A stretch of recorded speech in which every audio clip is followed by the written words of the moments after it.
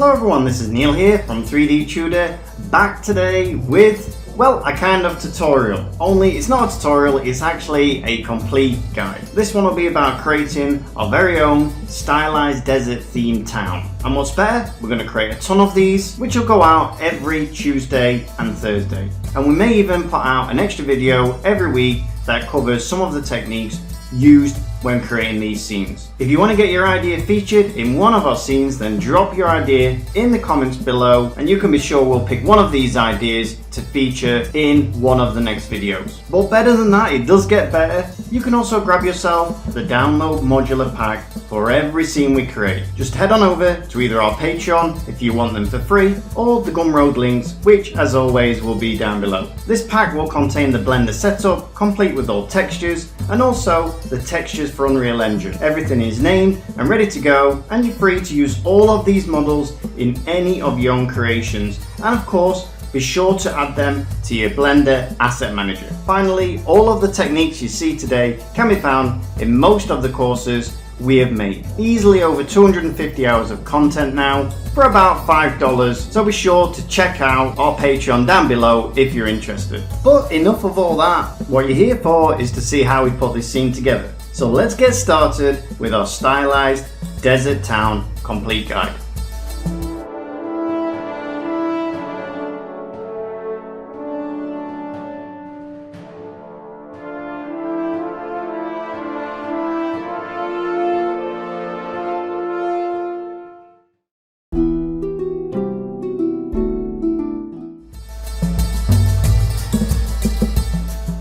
Hello everyone, this is Luke from 3D Tudor, and in this grey box part of the stylized desert town scene, we're going to begin with setting up the layout of a scene with a third-person template. And the reason I'm using third-person template as a starting point is because it provides a nice skybox as well as gives you a blueprint, and if you just press play, you're able to just walk around your level if you want to. I don't think I'm using that in this kind of way though, but it's just a matter of preference for how to start your Unreal Engine part. So once I open that up, I'm now sculpting out a cliff, and I'm using a modeling plugin, which you can enable that within the plugin options from within the Unreal Engine settings itself. And basically once you have that enabled, you can use that to just sculpt certain shapes using just adding primitives and whatnot, as well as making use out of the dynamic sculpt tool, which lets you to shape your own assets in a way you want without worrying about vertices or the poly count or whatnot. The issue with it though is that the poly count does get quite big, so we need to make sure that whenever we're using it, we don't overuse it, otherwise it would be quite performance heavy if we do end up using that too much. But after which, I just set up the stairs using the same kind of method, and I'm just getting basic slabs because I wanted to just make sure I'm getting the shape out kind of right. It doesn't have to be perfect, just making sure that it's just set up in a way that I have a good understanding of where my level is going to be set up in regards to the buildings and in regards to the overall shape and the sunlight as well. Then afterwards, I'm going to be starting up to set up the buildings. And in regards to the buildings, I also want to set up some barriers, some fences on the sides, just to break off some of the edges for this type of environment. So now I'm just setting up some pillars as well as some fences, just some quick ones, making use out of the modeling mode, again, just to get this basic shape that you would still be able to tell what sort of a thing it is while looking at it. And afterwards, I'm using a modeling mode. And beforehand, I used for the fences, I used Boolean functionality just to cut out the shape out of the inside. But in this case, it was just faster to just use extrusion and just simply make a quick cut. Now in here, I did have a crash error on Unreal Engine, and it sent me back a little bit, but that's alright. Unreal Engine is pretty good at recovering your files. The only thing that happened though is that it recovered part of the template for the entire Unreal Engine third person level, so I just had to make sure to delete those again and just go back and redo certain steps. So after which, I now started going to create a door for the front, To make sure I have a nice shape, I also add something on the top just to get some nice breaking points for this level. And I'm also making sure I'm using this to get some nice shadows cast on the door as well, since making use out of shadows is another way of how you can make use out of a level design environment just to get more intricate looking shapes. So the first cover was a nice kind of a way of having cloth over a door, but now I'm thinking that it's probably not enough of a variation, so I'm quickly creating a second version for like the top of the floor, as well as to add it in certain other areas.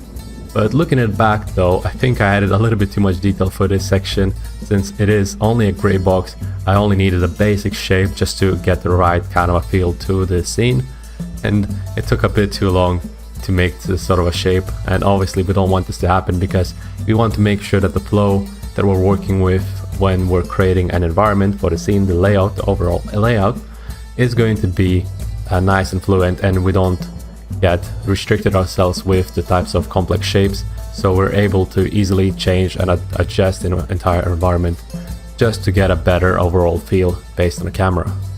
Of course, I set up the camera beforehand a little bit as well, just to make sure that I know where the main shot is going to be at, just so I could get a better look and feel towards the entire scene.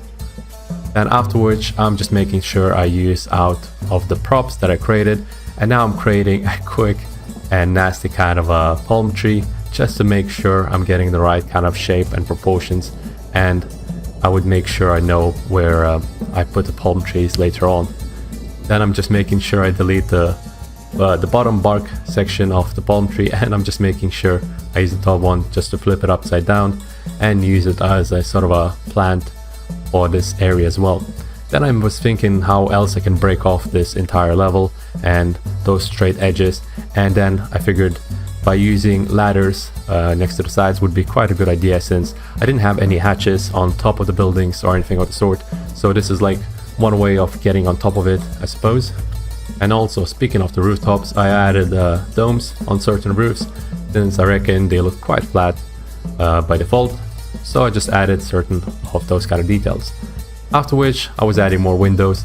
I had two variations of windows, one for longer type and other one for shorter, kind of very thin ones, and then I just made sure I made use out of them.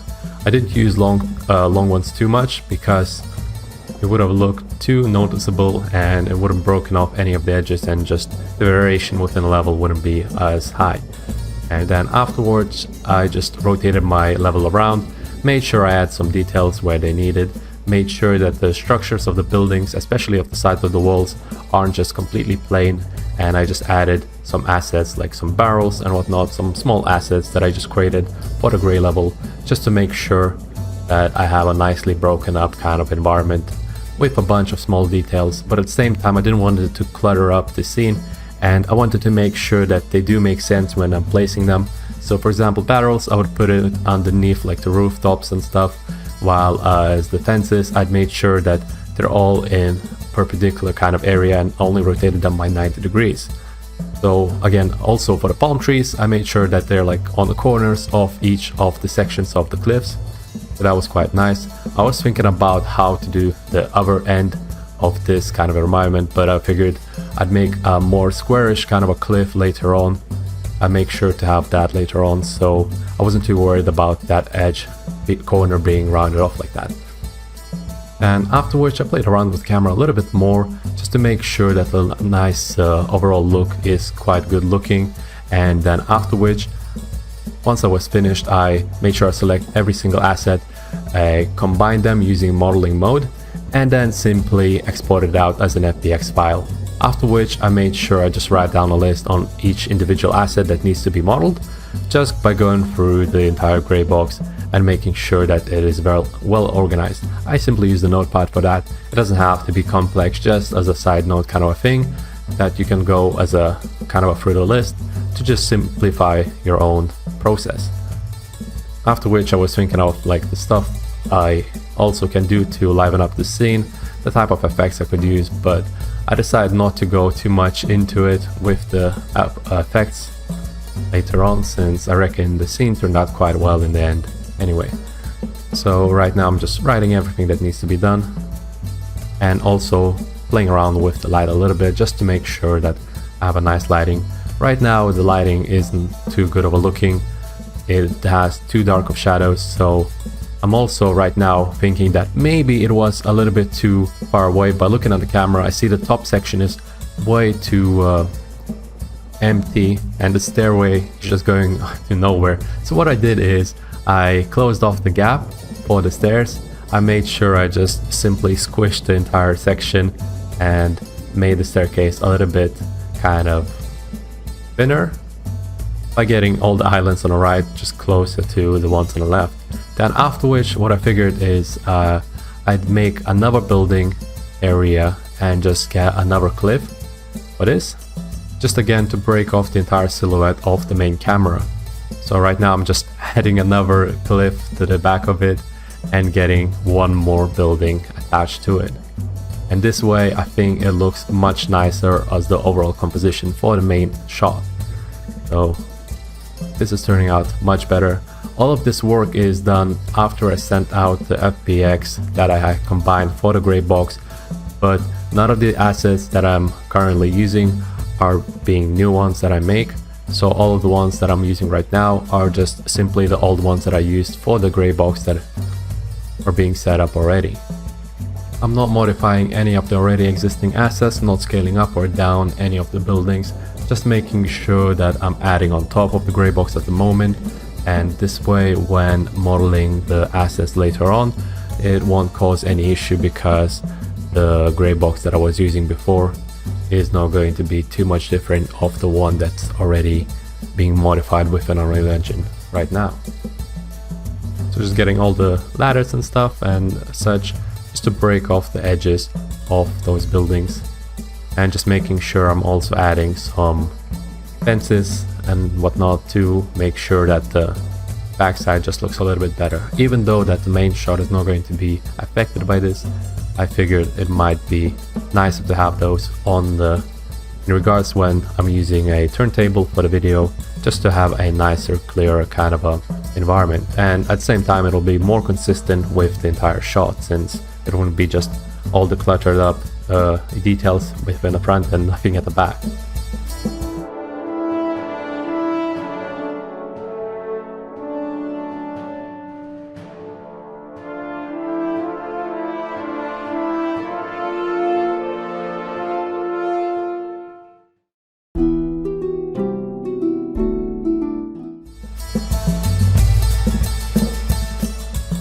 Here we are in Blender 3, and the first thing I'm going to do is actually bring in Luke's grey box that he made in Unreal Engine 5, and then what I'm trying to do is just split it up and actually look for things that I can actually get rid of that I don't really need. Next of all, I'm going to do is I'm going to make a start on the actual large buildings. I always find that's the best place to start, and these buildings I can pretty much divide them up into 3. So what I'm doing here is I'm just getting the right scale. Because I'm going to make a modular pack, which is the best way to go with this, I'm just getting the right scale, and then I'm going to actually create these simple buildings. We're actually in this build going to let our textures actually do a lot of the work. So as you can see here, I'm just inserting, extruding in, and basically they are the finished buildings. I then put on cavities just so I can see those edges better, and finally what I'm going to do is just bevel off with the bevel modifier just to make a nice finish for the actual buildings. Alright, so once I've done those, I actually put those to one side. I'm going to save out my Blender file, as you should always do, and then what I'm going to do is I'm looking now where to go next. And I've got a problem that this actual steps, you can see it's a fairly complex, heavy build. So what I'm trying to do is just split it away from everything, and then what I'm going to do is move on to the actual dome. What I'm trying to do is when I actually get the grey boxes, I'm trying to give it that actual, oriental style or something like that. So simply what I did there is I just got an actual UV sphere and then just split it in half and then extrude it out to make that design. Next of all, we're moving on to the actual doors. And again, I'm trying to make this as stylized as possible, still following that aesthetic that we're actually going for. So I'm just bending these out a little bit, and you can see it worked out really, really well. Next of all, what I'm going to do is I'm going to put the planks in then for the door. I'm basically going to pull it out, split them up, and then use a technique that probably loads of you have seen me do many times to make our planks, where I actually make them, where I use the proportional editing mixed off with a little bit of randomness. Finally, I'm just going to bevel that off the same as we've done everything else. I missed the bevels on this dome, so I just beveled that off quickly. Next, we're going to actually pick some more parts. So I'm just going to create the actual step for the door. And what I'm going to use here is the bevel, but I'm going to actually use a technique where you can actually make your own shape. If you want to see a tutorial about that, then just let me know in the comments down below. Alright, so now working on the actual wall. I'm paying close attention to how this wall is actually done. What I didn't do on this wall is I didn't extrude it further enough down. I've used the same bevel technique there, as you can see, to actually bring that in and give it that really nice design that we're actually looking for.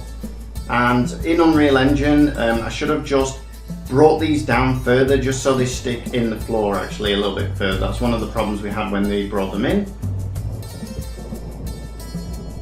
You can see here I'm just inserting and extrude it just to get the right actual size and scale and shape that we're actually looking for. And here I'm just going to delete these out of the way and then fill in that face now. Had a bit of problems filling in this face, so I had to go a few times just to get it right, to make sure that the geometry was actually right. And there we go, once I've got it, I'm happy with it, I'll pull it out a little bit. And then what I'm going to do is I'm going to bevel these off. But I had a bit of trouble beveling this bottom one off, as you can see there. So what I did was I just decided to split it off from the rest. And then I beveled it and it came out really nice. So sometimes things like that you can split it off and it does make it a little bit easier. Alright, so now we're going to move on to, I think the windows. So I'll bring these windows out. The first thing I do is I look to see if I can actually use that mesh that we already had in there. But the problem was when I actually got rid of all the triangles and things like that, the mesh was actually a bit of a mess. So what I did was I just thought, okay, this is a simple mesh, I'm just going to actually create it myself. So that's what we did. So we just got the right scale. Again, inserting, extruding and pulling it in. Pretty simple actual modeling techniques here. Finally beveled it off just to give it that real stylized look. And then what I'll do is I thought I'd actually mess around with the actual dome, see if I could get a bit more aesthetic from it, but in the end I thought, you know, it looks just good as it is, so sometimes the simplest way is the best way. Next, moving on to the barrels and flower bags and things like that, and the little props. So I tend to pick the little stuff first and then move on to the bigger stuff after, once I've done the main building. So here we can see we're actually going to create, I think this is the actual basket for the food and things like that. So again with this, I'm going to let our actual textures do a lot of the work here. So I just brought it down with extrude, filled in that face, and that face actually I'm going to use to actually create the food. Now what I did with the face, because I know when you bring it in, it's not very good geometry, as you can see there, so all I do is a quick mesh in Zbrush, because I find that really simple and easy to do, and now I can actually work with that. If I didn't actually do that, trying to pull that up and making that randomness in there, it makes it a lot harder because the geometry is not very good, so that's why I did that. Alright, onto the barrel now. So I'm sure every single one of you has had a go at creating a barrel. We do have a tutorial in creating a barrel if you want to see that. I'll put it up at the top right hand side here. And you can see what I tend to do is I tend to split them off. You can see there I brought in too high a polygon cylinder, so what I did was I just brought another one in, reduced it down. And then I'm just splitting all the planks off. And then what I'm going to do is use a solidify to give it some thickness. And finally just grab it all, get rid of the pots that I don't need. I think I got rid of those back pots actually, because you really don't need them, you're never going to see through that. And then bring it onto the bottom. Pretty much the barrel's nearly done except the rings, so now I'm going to work on these rings. You can actually use the barrel before you split it off to create the rings, but I forgot to do that, so I just created them after. Again, a quick solidify.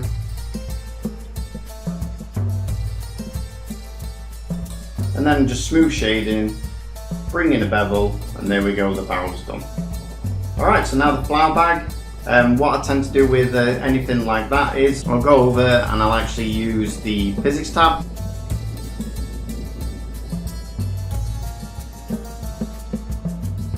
It's basically just a cloth simulation, and you turn up the pressure, you press animate, and basically end up with something like this. Then basically I went in proportional editing and just squished them in a little bit, and it really gives you actually a good sandbag or food bag effect.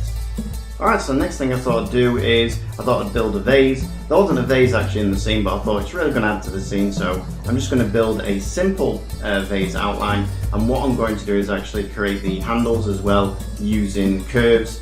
And again, we've got something about this, so I'll put that up on the top right hand side, a quick tutorial on how you can use curves to make these handles and things like that. So you can see here I've got the handles and just now dealing with the shape. And then what I'm going to do is just get them the right size, and importantly the resolution as well. I want to make sure that resolution's right. You can see there on the end of that one actually has a problem, so I'm just fixing that now just to make sure they fit correctly. And then I'm just going to put it with the rest of the assets. Alright, moving on, this is the ladder. Now the ladder I did actually use, because they're just simple square blocks, I basically decimated it down, or deleted basically any of the edges that I didn't need, extruded them out a little bit, so pulled them out to give them a bit more thickness, was a little bit thin, and then just rotated them and put them in place. It was the easiest way to do this thing, and you can see it's really turned out quite nice. Alright, so moving on to the actual rooftops now, and these were just simple things that we'd already done in this build already. I think I'm just getting my plant pots out as well. So yeah, I've got my plant pots, I've got my roofs and things like that. So you can see here, I'm just using this reference, and all I'm trying to do is then just make it a little bit more stylized, a bit more beaten up, a bit more bent and things like that. You can see that when you've got a grey box, you can stick relatively close to what you've actually got, but what you're trying to do is just, you know, create that real nice aesthetic that's going to stick with the rest of the scene, and that's what we're actually doing here. So you can see here, splitting it all, using proportional editing with random, extruding it out, and then just pulling them up, bending them round. And you can see how nice that actually looks. Auto smooth, and then just bringing the parts, and it's important that it looks actually structurally correct. You'll notice in a lot of our builds, they always look structured correct because we take a lot of time actually to look at references to make sure things would actually stand the test of time. And there we go. Quick bevel again, and then moving on to our next part. Now I know with the other part that I just looked at, I know I need to do a cloth simulation, so I'm going to leave that one. I'm going to come to my plant pot now. Now I know this is a very simple plant pot, but I did want it to have a certain aesthetic again, you know, a deserty theme or something like that. I gave that actual plane a lot of subdivisions just so I could bring in a displacement modifier just to make some real easy soil, and that's what I did there. And you can see it turns out really nice. So I need two plant pots, a large one and a small one. One for the aloe vera and one for the actual palm trees. And again, I think I actually, just duplicated it and actually made it a little bit bigger because I knew that the texture would probably look different on each one anyway. Alright, so now I'm actually going to the rocks. I'm just pulling them out and checking what they actually look like. I'm a bit wary to take the rocks on right now, so I'm going to put that in my head and think about it a little bit more. Here I am creating the actual aloe vera plant. And you can see I just get this simple design of where it is first, bend it in the middle, and then we're just going to extrude it. Well, first of all I'm going to make a few of them just so they look different. Then we're going to extrude them and bend them. And finally on this we just add in a subdivision modifier just to get that nice smooth look, and actually it turned out really nice. I wasn't sure actually how I was going to do those, but it turned out that was a good way to actually do them. Now what I need to bring them all together, so what I'm doing is I'm putting the orientation right down at the bottom there just so I can spin them around in the right place, and then I'm going to put them all in and kind of build up that actual plant. So I'm making some smaller ones down at the bottom. Not sure if the bigger ones should be down at the bottom or not, but either way it came out quite nice. Then what I'm going to do is I'm going to use the proportional editing. I'm going to make sure connected is turned off so I can actually move them individually. And there we go, that's what we ended up with. You see, it's quite a nice, easy plan to do. Alright, moving back then to the actual rocks. Now for the rocks, I'll put again on the top right hand side a tutorial that I'll show you actually how to create this modifier stack, because that's what we're doing here. We're adding loads of modifiers on top of each other to get that real nice stylized rock effect. And once you've got this as well, you can actually just, there you go, you can actually duplicate it, come in and you can mess around with a few of the color ramps and things like that. And what I'm trying to do there is actually change it, so change the seed on it so it looks a little bit different. So what I had to do is I had to save them out individually. So there's rocks 1, rocks 2, rocks 3, and then I can actually change them around. Now you can see they're looking a little bit different from each other, and that's exactly what we're doing.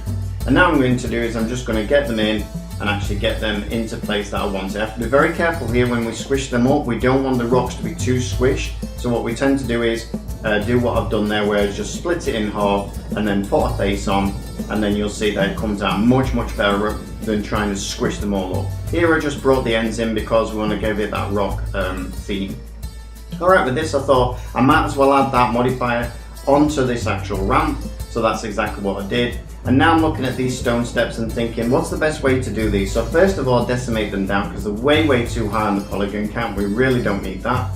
Then what I try and do is I try and add the actual rock modifier onto it, and it just crashes Blender. So I'm like, okay, we need a different way of doing this. So what I do is I think, right, shall I make my actual own rock? So first of all, I create an actual ramp, and I know that what I can do is I can take this then through to Zbrush and use an insert mesh to actually bring in some actual rocks on top of it. So that's what I'm actually going for here. So you can see here, just creating a little kind of stone that I can use for the path. Then I'm going to go into Zbrush once I've exported it out. I'm just making sure that these are all split off from each other right now. And decimated down, apply the modifiers, and here we are in Zbrush now, bringing in that ramp, straighten it out to where I've got it, and then bringing in that rock. Now you can see in the end I didn't actually use that rock because I thought, well, I might as well just use the inbuilt ones in Zbrush, which is what I did. Randomize them all out on the nano mesh, as you can see there. The height, the width, made them a little bit offset so they're a little bit higher and lower from each other. And then basically I'm going to export them back out into Blender, and there we are. Got rid of the ramp, and here are my steps. Now the thing is, I wasn't actually happy with these steps. I thought the steps that Luke created in Unreal Engine 5 were much better. So what I decided to do in the end is I'll just send them through, I'll get my ramp, and what I'll do is I'll just try and kind of blend the steps into the actual ramp, and that's why I actually went for it. I picked the wrong brush here. I was just giving it an actual try just to see what it would look like. So I used a trim adaptive brush, which is totally the wrong brush for doing this. And then what I thought, well, that actually looks really good. So what I did was I actually got rid of the steps, and then I just went to work on the actual ramp. And of course, when I was doing this, I had to actually bring up the resolution. So I subdivided it a few times, and then I'm now having to go in once I've done this and actually bring down the amount of polygons. You can see it's like 1.8 million or something, so where I'm decimating it down a few times, and you can see there go down to something like 15,000. Now what I do is I bring the steps down that Luke made and pulling them up because they are decimated, much easier to deal with now. And there you go, you can see we've got that effect. Real simple. Sometimes I make it a little bit harder for myself, but that was the simplest way to go, so I'll remember that in the future. And then what I'm doing, I'm just using a little bit of sculpting just to kind of smooth those tops down, because I know the building's going on there and we don't need that rock effect. So you can see really easy once we've applied all those modifiers, just to give it a quick smoothness with the sculpting tool. Alright, so I'm just making sure everything's correct now, just making sure I'm happy with them. I think I spoke to Luke at this point and said, okay, do you need these rocks separated? And we did, so we separated those out. Alright, so we got rid of everything that we had actually used. I fixed this hole. I don't know why it was there, but it was after the sculpting, so we just fixed that. And now we're moving on to, I think this is the last part actually, with the actual wood and the canopy. So I knew already that you can use Blender's cloth simulator, it's pretty good, but in all honesty, the Zbrush one, it just works so much quicker, so it's just a matter of speed, I think. I'm not saying one's better than the other, because they're both probably about the same. It's just the actual speed of it. Zbrush is very, very quick at actually doing this, so that's why I used it. But don't be worried if you have to use the Blender cloth simulator. You're basically just going to drop it down over that wooden structure that I'm actually building now, and then just messing around with a few of the, the thickness and things like that. I also know that in Zbrush, it's really, really easy to add thickness to cloth, and that's one of the reasons I also use it. So there you go, you can see. I'm not happy with how I actually cut that away, so what I thought was, I'm going to need some subdivisions anyway, so I might as well add subdivisions, then cut it away, and it's going to be much, much easier to do. So here we are in Zbrush, and what I'm going to do is use dynamic subdivision, add in some thickness, and then what I can do then is I can give it a try and see if it actually drops down. So I'll drop it down. Of course, it's not going to land on what I actually built. Try it again. It's dropping down nicely, but now I need to make sure that it's actually going to drop down on top of the actual mesh that I've actually built. There we go, collision volume is now on. Drop it down. And now I can see that this is not looking right. It's really, really flimsy cloth at the moment, so we need to make it much, much thicker. So I'll turn down the gravity, and then what I do is I make it a little bit bigger. I subdivide my actual mesh that it's actually colliding with. And in the end now you can see it's starting to actually drop on top of it, and we're actually starting to get somewhere. This didn't actually take long, probably 5 or 10 minutes or something like that. Just playing around with it, and you're going to have to play around with the cloth simulators, whichever one. You're rarely going to get it where it actually goes perfect first time, so it's a matter of just playing around with it and getting it to where you want it. And there you go, you can see now it's looking quite nice. Make it a little bit bigger. I think this is the final drop actually, and there we go. And then where you've got a few tools within there, ZBrush, cloth hooks, a few brushes that you can use that really make it easy for that cloth. Now what I did is I sent this out and I actually forgot to apply that dynamic subdivision. I brought in, you can see there's no subdivisions, so I have to go and apply the dynamic subdivision, bring it back in, and there we go. Now you can see that also it's pretty low on the polygon count to say how good the actual cloth looks, so I was really happy with that. Alright, so finally then we've got everything, and what I started to do was I started to actually mark all the seams out, and I was going to unwrap these like absolutely perfectly, but in the end we decided, because we're going to paint it in Substance Painter, it's a really good idea to use triplanar projection, which means that you can actually get away with using the Blender automatic unwrap. So that's what we decided to do. The other thing to take into account when you're actually unwrapping these and putting them all together is group them up into like parts. So for instance, you can see here I've got the building parts, I've got the dome part, and what I'm going to do is I'm going to group all those together, and they are going to be the ones that I'm going to put on the same UV map, because you don't want one UV map for every single part, because it's such a waste, because we're talking either 1 or 2K resolution UV maps, and they're way too big, so there's not a lot of point in doing that. You might as well group them together, put them on the same UV map. Just make sure when you're doing that you give them the same material. So the group should have the same material and be on the same UV map. This means that when you take it through to Substance Painter will split the groups up based on the actual material. So I think we went with 4 or 5 UV maps, 4 or 5 materials, and when we took it into Substance Painter, it was really easy actually to paint them, because we could split them up really easily. So you can see here I'm still actually going around and actually marking seams. This is before we actually decided, okay, let's just automatically UV unwrap these to make the process really quick. And I think after this one, that's when we decide to do that, and you'll see it speeds up dramatically. But you can see here that you can do it both ways. You can do it really neat actual UVs if you're bringing in textures and things like that. So okay, so there you go. You can see now I'm adding them all together, bringing them in, and what I am very careful of here is that the parts that are together, I'm making sure that I'm using average island scale, which makes sure that the size of everything is correct in proportion to each other. So you must make sure that you use that. So basically it's average island scale, then pack the UVs, and then bring down the actual margin. And the reason we bring down the margin so they're not so close together is just so when you're in Substance Painter, some of that actual texture will bleed out just past where your UVs are. So just bring down those margins just a little bit and you won't have it overlapping onto your other meshes and things like that. So you can see now I'm splitting these up. You can see how nice the UVs are actually looking now. You can see when I brought those margins down now, they look really, really good.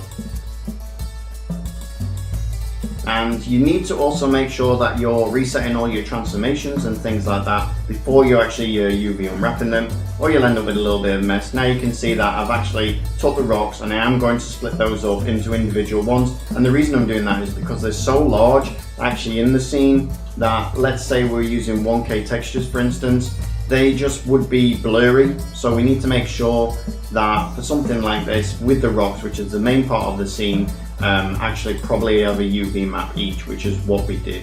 So the steps and each of the rocks had their own UV maps. The actual stone steps that were in the ramp, they run the same UV map, and it really, really came out nicely because we could do those together as well when we painted them.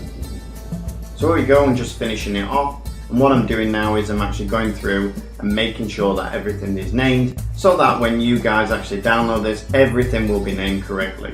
Finally, what we do then, once we've named everything, I'm actually going to put them now into our asset manager. So you can see there, right click, and there we go. All in your asset manager. Really, really nice. And that brings us to the end of the Blender part of the build. The only thing to bring into the blend part is actually the palm trees which Luke's created. And now on with the rest of the build. Thanks a lot, everyone.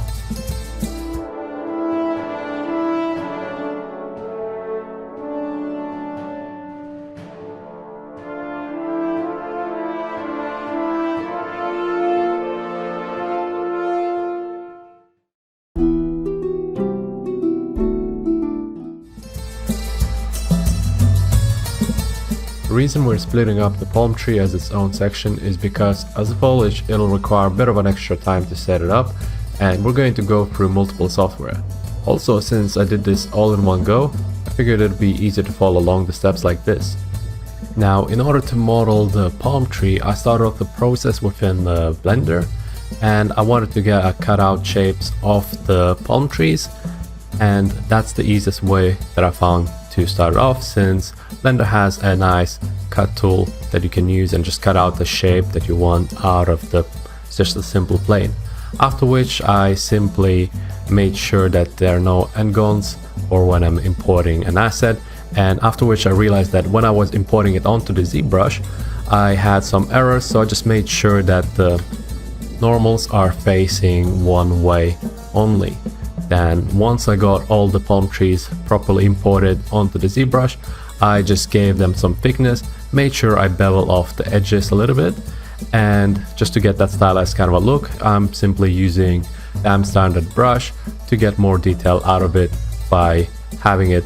Actually, before doing that, I made sure to zero mesh the entire mesh. That way the subdivision is easier to do. I got another shape just to go around the palm tree areas, just to get a low poly version out of it.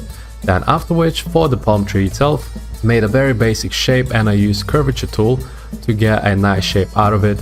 I started off with a basic shape, and I was thinking about having multiple variations of the shape of the palm tree using modifiers, but then I figured I might not need to do that, since later on I can just use Unreal Engine modifiers within the modeling mode and just have some very basic modifications. So right now, after I have the shape I want in the subdivided mode, I'm adding detail with trim dynamics, and after which I figured that the bottom, the base is quite thin.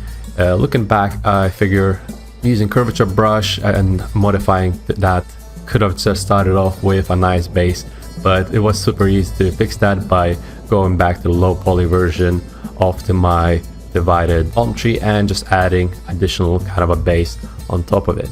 I modeled my coconuts and it was super easy. I just got a sphere, just adding some details to it, just real quick details. And now what I'm doing is I'm filling in the colors for each one of the assets, just to make sure that when I'm inside the Substance Painter I can use an ID color map and cut out the shapes for the palm trees.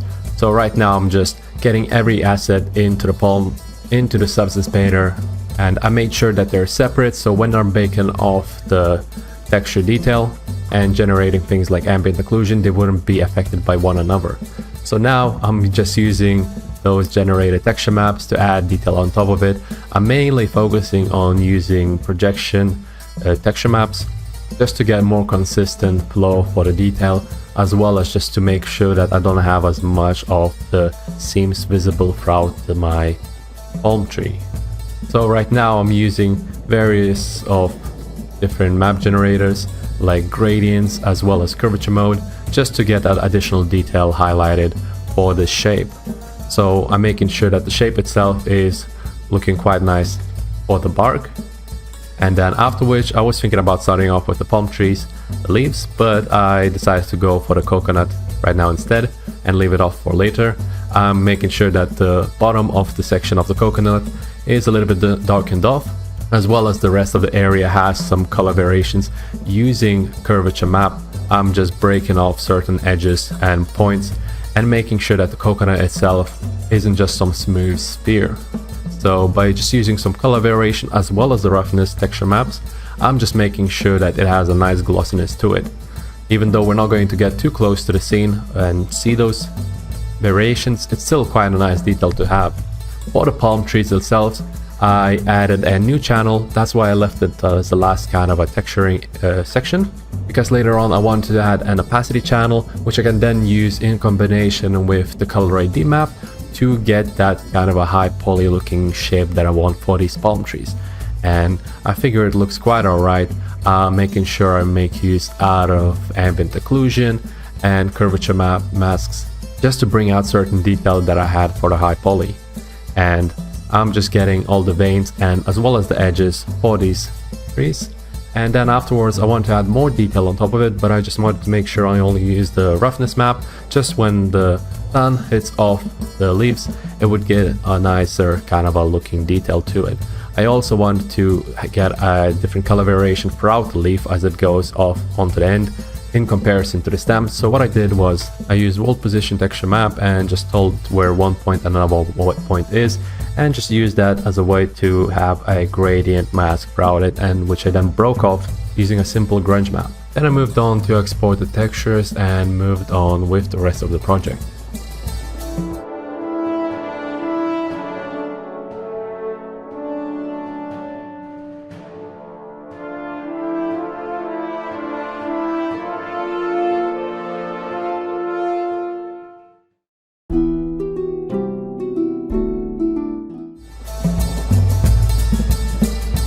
To start off the texturing process for the rest of the assets, I figured I'd firstly check the assets myself and make sure that they're set up properly. So I went ahead and checked them within Blender. Then I opened up the project for the Unreal Engine, and that the scale is nice and properly set up in the same way as the gray box.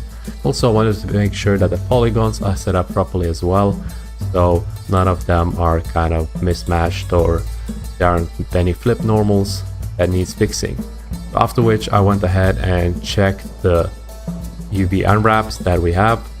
All of the unwraps were done a quick kind of way, or using mainly UV unwraps, but I just want to make sure that the areas for where the planks are, for example, have the same kind of a rotation, so all the wood grain would go in one direction. Finally, I want to make sure that the materials are split off properly into multiple bits. I didn't want to have a material for each type of a small piece, so I just made sure that all of them are split off into sections.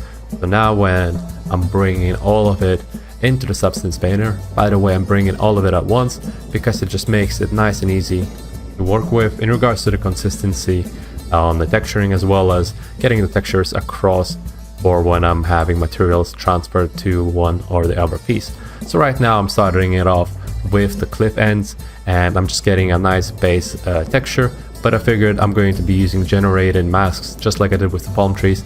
So what I'm doing is just baking off the texture maps, and now I'm going to make use out of them. But firstly, I'm just getting some nice base, so I'm overlaying a simple grunge material. Don't want to overdo it since it is a stylized kind of a scene. Want to keep that simplicity left off and making sure that it is still quite a nice basic kind of a shape, and that I'm only using textures to highlight that sort of a style. So after I'm done with the base, I'm adding a curvature generator mask to just highlight those kind of edges and make sure that they're not too sharp though, but also would give us just a little bit more detail to these cliffs. Later on, I am adding more detail on top of it. I think I'm using a concrete material just to get more bit of a natural look to these cliffs. Although they are stylized, we don't want them to look kind of plasticky, so I'm just overlaying that sort of a material just to make use out of the material's side maps as well as the normal maps and get more sort of a bump texture out of them. Then moving on to the stairs, I decided to make use out of these same kind of materials. Since they are using generated materials, it's quite easy to make use out of them and transfer it onto the other sections. And I figured that I can also make use out of this material base on the stairs as well.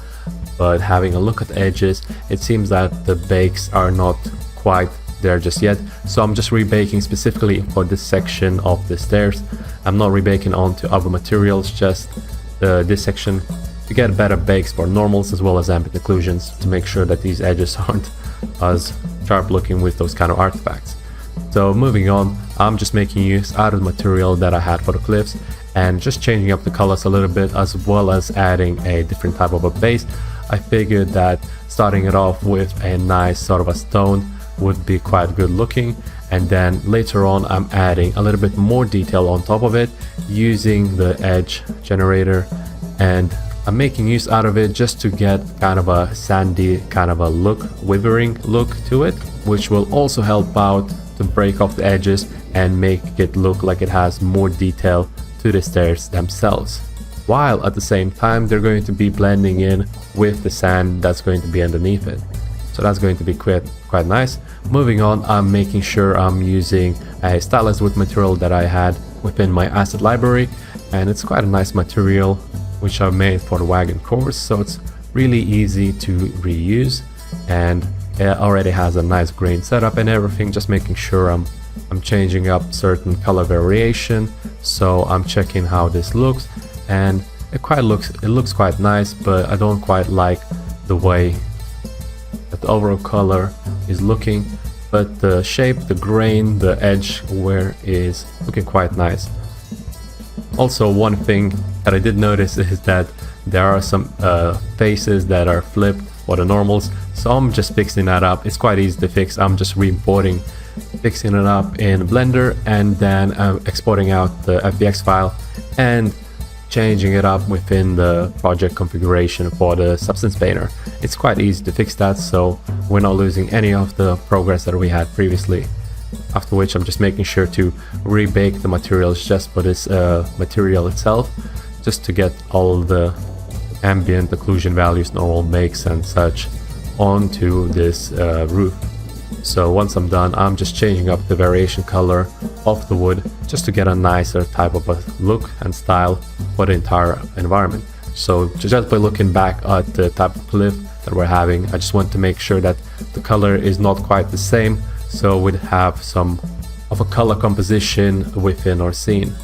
And after which, for this part of the cloth, I'm adding some stripes just to liven up the scene, and I'm making sure I'm adding some dirt on top of it and kind of bleaching out the color a little bit, but I still want to keep some nice color variation, so I'm making sure that I'm using blue and red values just to get a more playful type of a look out of this environment.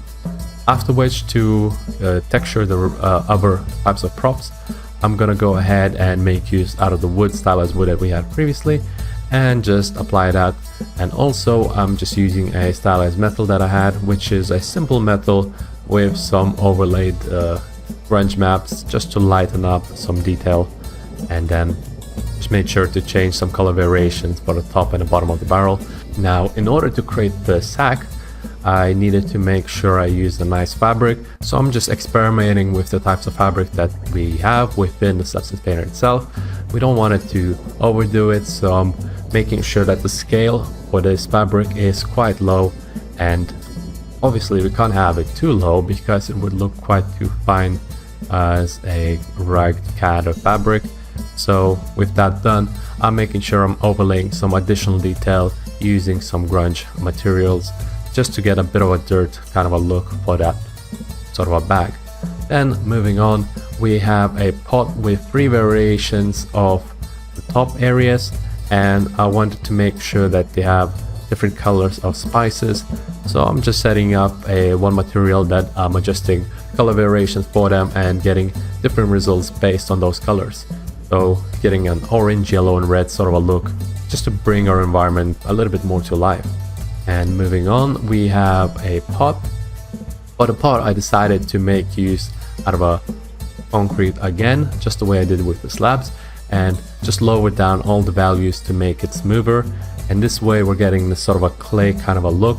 And all I did afterwards was overlay a curvature generator mask to get a little bit more detail out of those edges for this clay. And by simply playing with the colors a little bit, we just need to get a basic result for this entire clay. And after we're done, we're now going to be applying it onto the rest of our assets for the props. After which I decided to start on by texturing the foliage piece that we had, and made sure that the base is set to quite a darker green and the outliners are having a lighter type of green just to highlight the overall shape of this asset. We don't need to go into realism, so highlighting and exaggerating some of the features is quite a nice way of making use out of the stylized kind of feel that we are going for. So we don't really need to worry about what looks real and what doesn't. We just need to make sure that we like the shape that we're gonna go with. For the dirt, I just went ahead and added a basic dirt texture with an overlay, and I'm using ambient occlusion just to get more lighter color in the middle. Then by playing around with it, I got just the right type of a look. Moving on with the buildings, I started off with a concrete look just to get this sort of a wall I wanted, and it's giving off nice height normal values as well as some color variation within the material. So I only overlaid a basic color just to get this kind of an orange look, and in order to highlight the shape itself, I'm making sure I use curvature generated maps just to highlight those edges. And once I quite liked the way this looked, I also played around with the lights just to make sure that the roughness values are quite nice throughout the assets that we were working on. And after I'm done, I exported them out, and of course I forgot to texture out the dome and the windows as well as the fences for this environment. So I went back onto the substance painter and simply reapplied the building materials that we had set up previously for the structures, and then of course I exported them out ready to be used for Unreal Engine.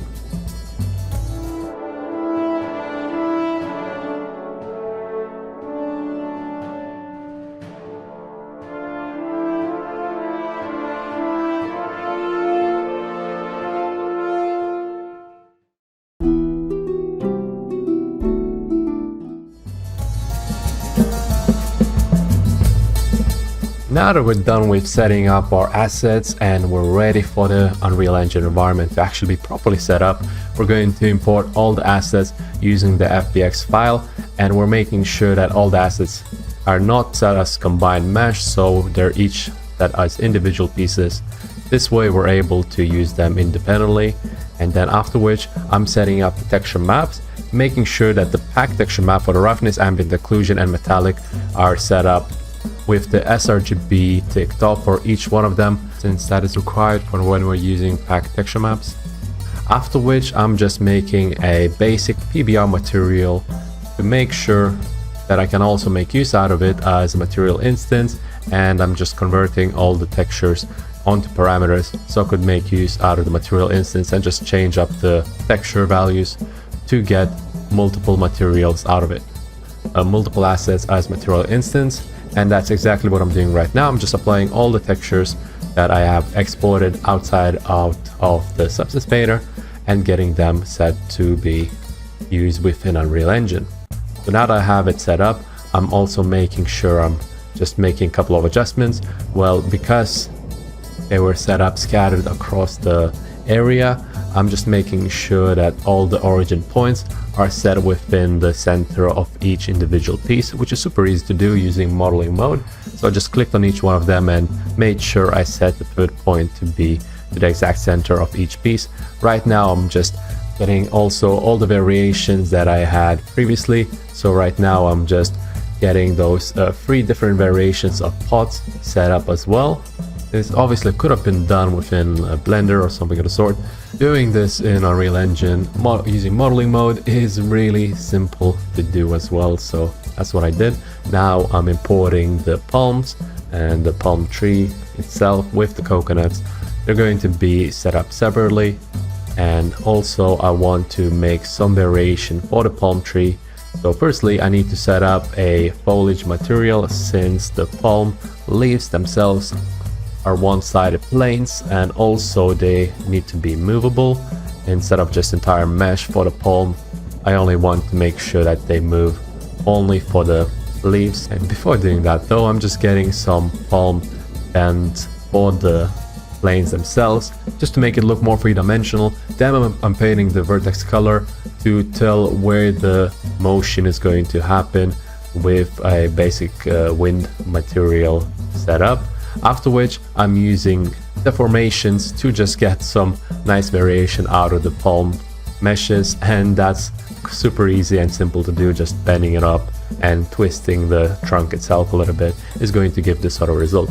Later we're just putting all the leaves on top of the tree, just making sure I'm breaking off the edges and not having a ratio to be constant, just to make it look more organic.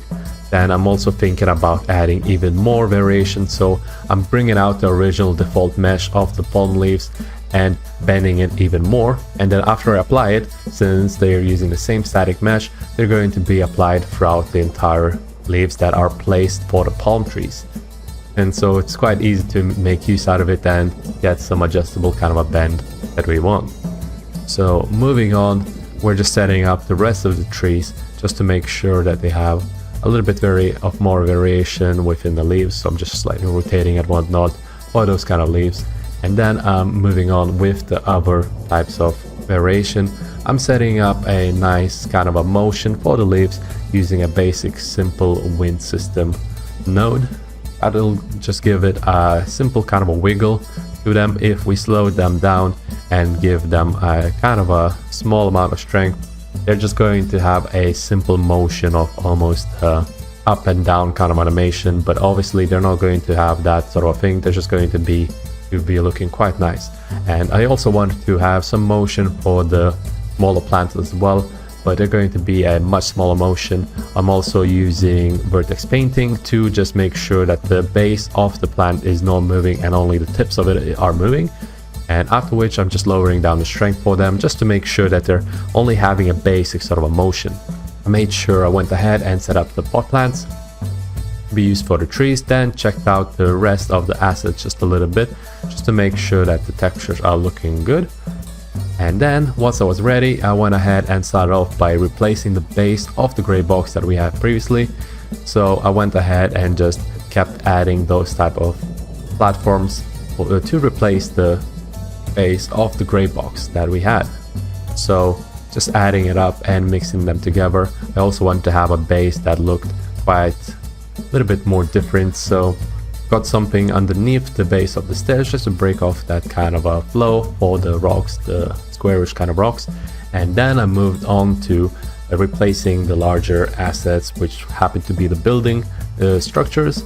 So we have 3 variations: one a 1 by 1 by 1 kind of a square, a complete total cube, and the other one is going to be a longer one, while the third one is going to be a kind of a cut in half type of a cube. So this way we're going to be able to make use out of them, and that's all we basically need for these kind of structures, because we can just drag them into the terrain themselves or have them be stuck within the buildings themselves as much as we want. So right now I'm just replacing those bits, and for the top sections of the buildings I am also replacing the spheres, the hard spheres that we had for the roofs, and just making sure that I'm having all the terrain the way that I like. I was thinking about changing some bits for the backs as well, just to have a nice kind of a flow for the platform, because it is going to be a sort of a floating platform. We don't want it to be just cutting it off at the very bottom like so. So what I did was I just added a couple of extra platforms underneath it, just to get it a more of support for the bottom.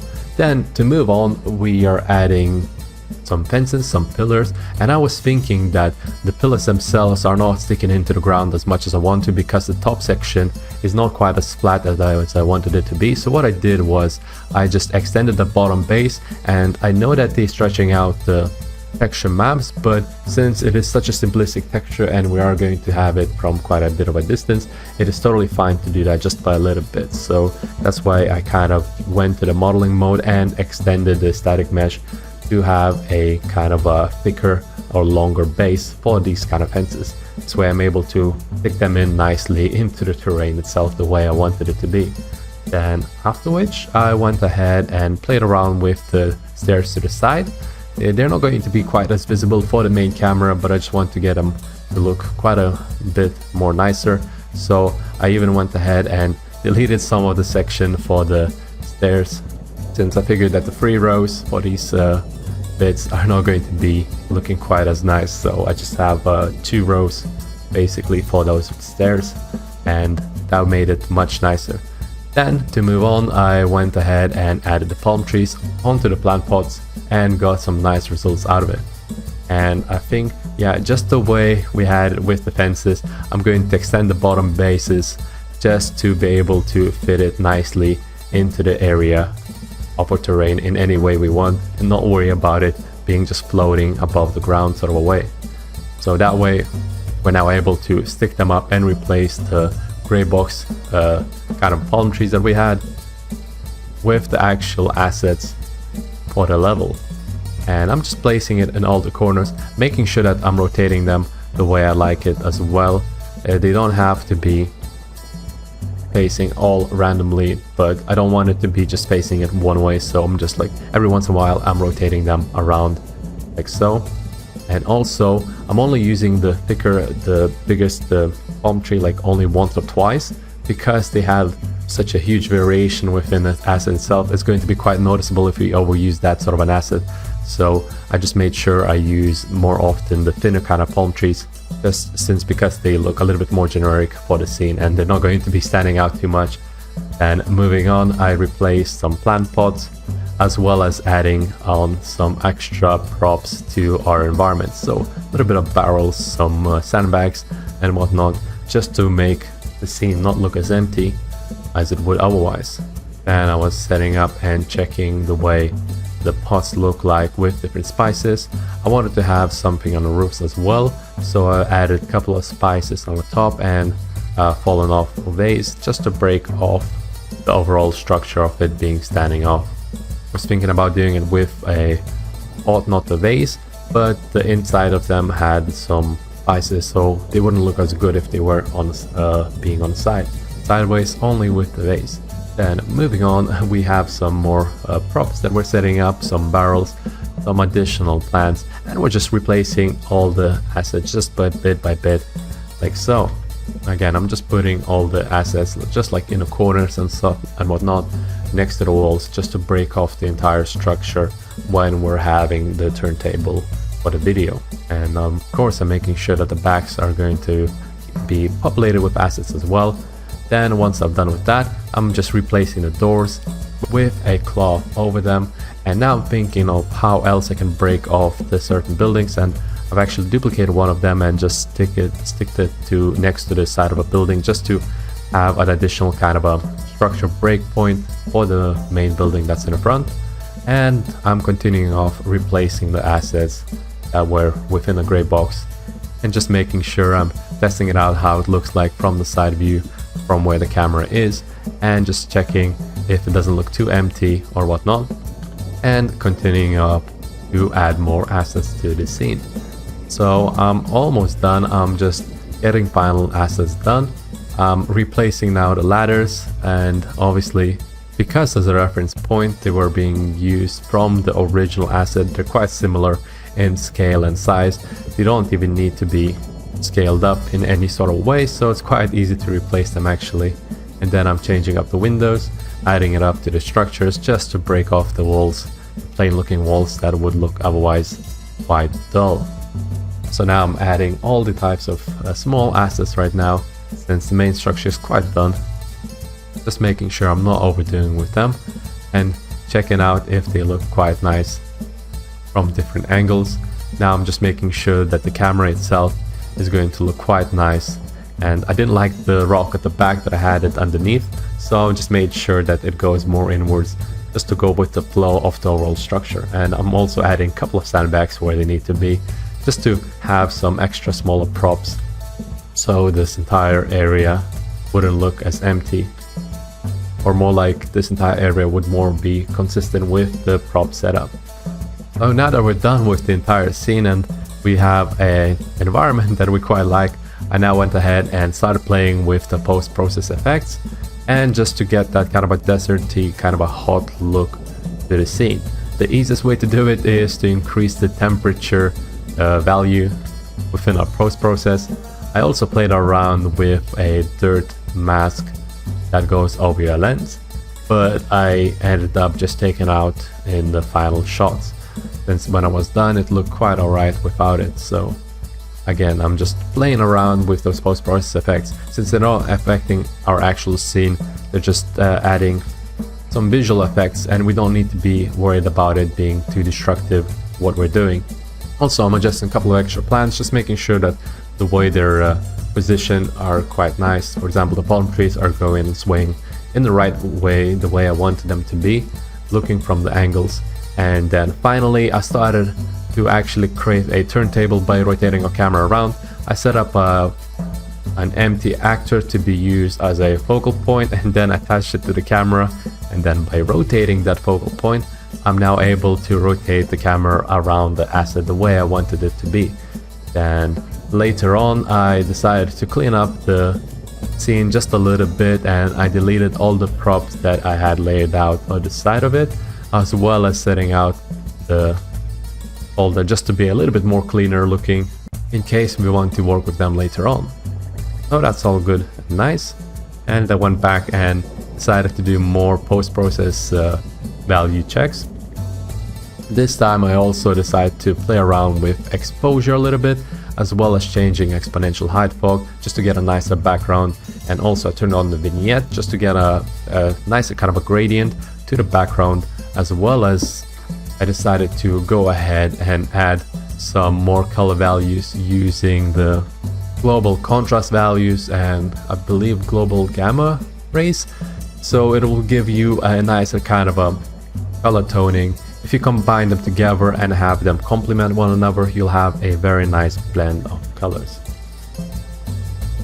And that's pretty much it, guys. If you enjoyed the content, make sure to give it a like, subscribe to the channel, and check out more of the amazing content down in the description below. Thanks for watching.